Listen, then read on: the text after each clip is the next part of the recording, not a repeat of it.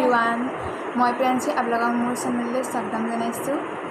কাতিৰ বিহুৰ আন্তৰিক শুভেচ্ছা জনালোঁ। চাকিৰ পোহৰেৰে জীৱনৰ অন্ধকাৰ নাশ কৰি পোহৰেৰে উজ্বলাই তোলক তাৰে মই কামনা কৰিলোঁ। আজি মই কাতি বিহু কিদৰে পালন কৰোঁ আৰু কাতি বিহুত কি কৰোঁ মই আপোনালোকক সকলোখিনি দেখুৱাই থাকিম। আপোনালোকে মোৰ ভিডিঅ'টো শেষলৈকে চাব। তেন্তে ব'লক ভিডিঅ'টো আৰম্ভ কৰোঁ। আমাৰ এভাগ সৰু নামঘৰ আছে। সেই নামঘৰ ভাগত প্ৰতিটো বিহুতেই ৰাতিপুৱা প্ৰসাদ আগবঢ়োৱা হয়। প্ৰসাদৰ পিছত জলপানৰ ব্যৱস্থা কৰা হয়। সেই জলপান আমাৰ আইতাই নিজ হাতেৰে তৈয়াৰ কৰে। সেই জলপানবিধৰ নাম হৈছে ভাত পিঠা। ভাত পিঠা দৈ আৰু গুড়ৰ লগত খোৱা হয়।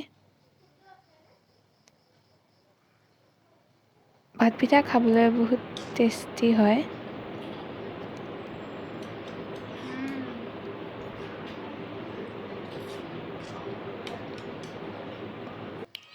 ইয়াৰ পিছত আমি এতিয়া পথাৰলৈ চাকি দিবলৈ আহিছোঁ।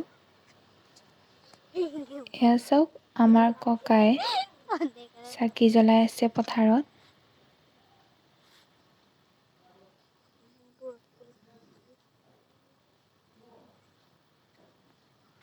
এইজনী ক'ত আছে যে চাচোন, পাহাৰণীজনী।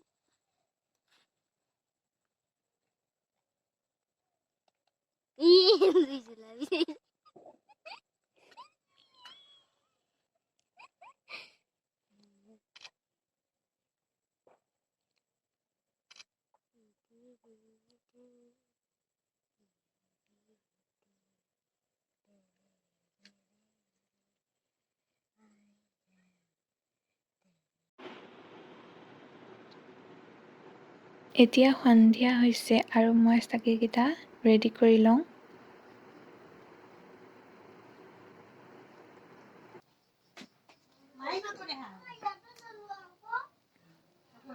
এতিয়া মই জ্বলাই আনিছোঁ।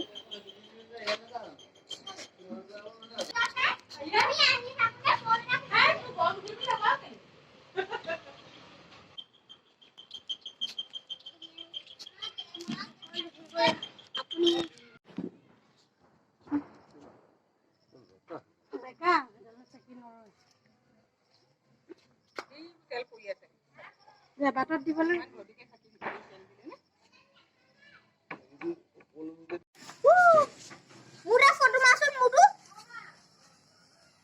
হেপী কাতি বিহু। হেপী কাতি বিহু।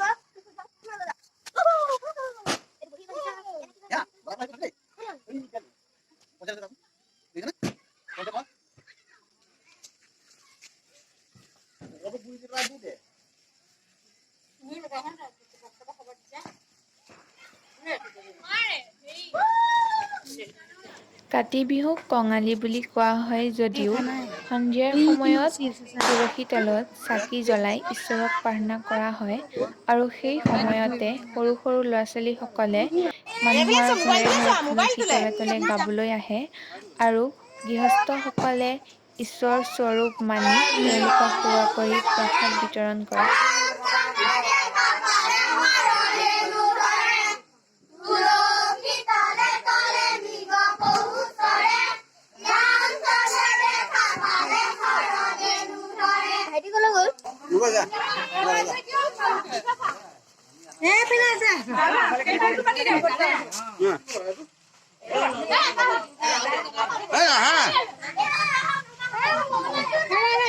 দিব